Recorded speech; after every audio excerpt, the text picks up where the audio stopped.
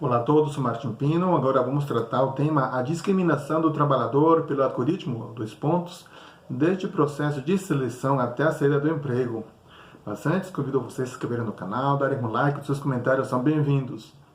Então, os algoritmos atualmente selecionam os candidatos, contratam-nos, monitoram-nos, dão-lhes promoções por vários fatores, pagam seus salários até fazem a despedida deles, né?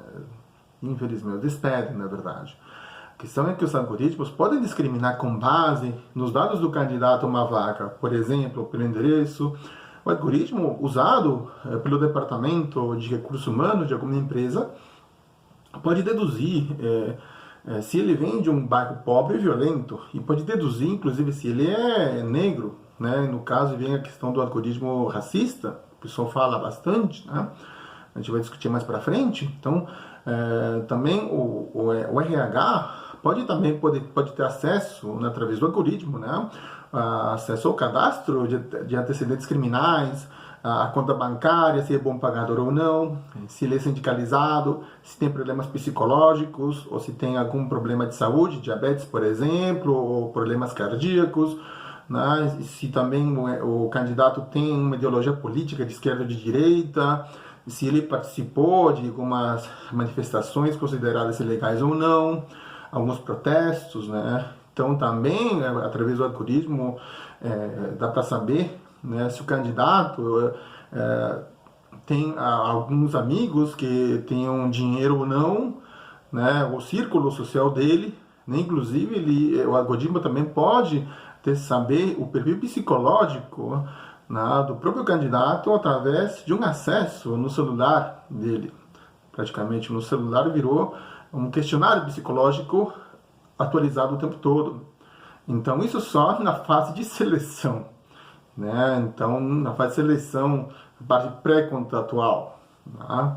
Então, para um matemático, o algoritmo não é racista ou preconceituoso, na verdade, né? Para um matemático, o algoritmo simplesmente não mostra resultados de acordo com um banco de dados de Big Data. E já para um sociólogo, advogado, um professor, né, acadêmico de direito, de outra área, mostra outras coisas que podem afetar a vida de uma pessoa, que talvez as pessoas vão ter problemas, ou possam também ter problemas no âmbito profissional. Tá? Tanto que, inclusive, o algoritmo, quando já seleciona um trabalhador, o próprio algoritmo avalia esse trabalhador, vai analisar a sua produtividade, a rapidez na resolução de problemas, na interatividade, estado psicológico, as emoções, sua pontualidade, até problema de saúde física. Inclusive, isso o algoritmo vai considerar todos esses dados para ver se ele vai ser promovido ou não, e até demitido. Né? No caso, quando ele é demitido, né, tanto pelo que aconteceu na fase de seleção, quanto na fase contratual, tudo aquilo que ele fez, né, e analisado pelos algoritmos, né, pode servir de base para futuros processos seletivos em diversas empresas.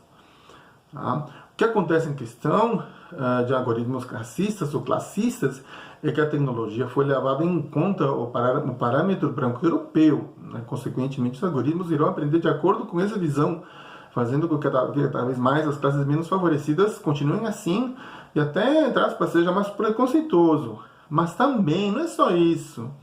Eu recomendo, inclusive, o documentário Coded Bias, para entender melhor. Esses algoritmos não utilizam apenas dados de documentos, mas também utilizam dados de reconhecimento facial, tom de voz, até mesmo a forma de andar. E, obviamente, podem acabar sendo os mesmos trabalhadores prejudicados. Dessa forma, né, inclusive, o trabalhador pode ter prejuízo ou, quem sabe, também ter sucesso em processos seletivos futuros ou dentro do próprio emprego também. Afinal, também até a nossa maneira de andar é analisada pelos algoritmos. Tá? Então, o que acontece? Existem duas formas de programar computadores. Uma delas é como uma receita. Você diz ao computador, faça isto e aquilo. Né? Assim são programados os computadores quase desde o início, mas tem outro jeito que consiste em fornecer vários dados ao computador, os quais ele aprende e classifica após interpretá-los. Esse método não vingou até recentemente porque não havia dados suficientes, até que vieram os smartphones que coletam dados sobre nós, os bilhões de internautas, veio o Google, o Facebook, por exemplo, que coletam uma infinidade de dados sobre as nossas vidas. E esses dados, os algoritmos os usam e os classificam muito bem. Só que mesmo assim acabam sendo uma caixa preta, até para os programadores que criaram esses algoritmos, devido aos erros que acabam acontecendo. Tá? Inclusive, temos a inteligência artificial influenciando todo tipo de tomada automatizada de decisões. Tá? O que aparece no seu feed, o que é destacado, os anúncios mostrados para você, frequentemente são escolhidos por algoritmos de inteligência artificial. Assim a nossa visão de mundo é governada pela inteligência artificial, a questão de nós mesmos dar um basta para isso. Tá? Então, inclusive, nós temos assistentes que entendem a nossa linguagem, né, e dão respostas até faladas. Inclusive, existem algoritmos que podem determinar se você vai entrar ou não na faculdade, seja pela questão de inteligência ou pela questão financeira, se você é digno de crédito ou não. Inclusive, alguns engenheiros da Amazon decidiram usar a inteligência artificial na seleção de currículos para a contratação e teve que abandonar esse uso daquele algoritmo, né? Porque a ferramenta de recrutamento de dados por inteligência artificial, após descobrir que a própria Amazon, após descobrir que era tendencioso contra mulheres, acabou rejeitando esse modelo.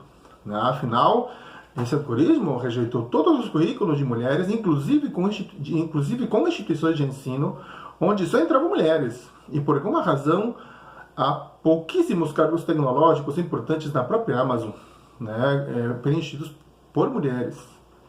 Menos de 15% dos pesquisadores em inteligência artificial são mulheres.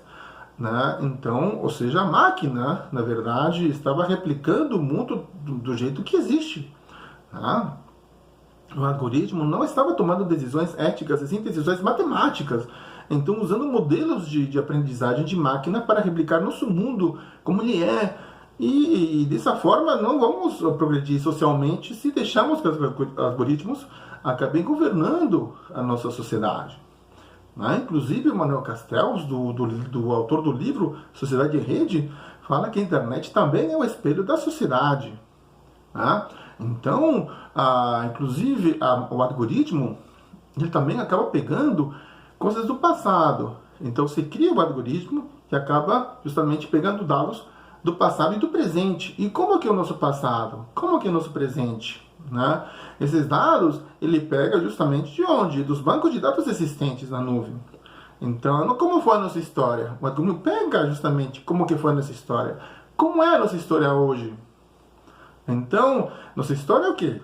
Demonstra o quê? Que é racista, classista, sexista, e continua sendo. Então, o algoritmo vai reproduzir isso. Não é porque o algoritmo seja racista ou sexista. Né? Não é que o programador que fez, não. Pelo contrário. Né? Então, justamente, né? Acaba refletindo a sociedade. E isso também acaba sendo refletido na fase pré-contratual, contratual e pós-contratual do trabalho. Então, consequentemente, acaba também prejudicando o trabalhador ou não, dependendo, né, da decisão que tomar o próprio algoritmo conforme os dados que ele pega. Tá? Então, tomara que tenha gostado. Então, desde já convido vocês a se inscreverem no canal, darem um like e seus comentários são bem-vindos.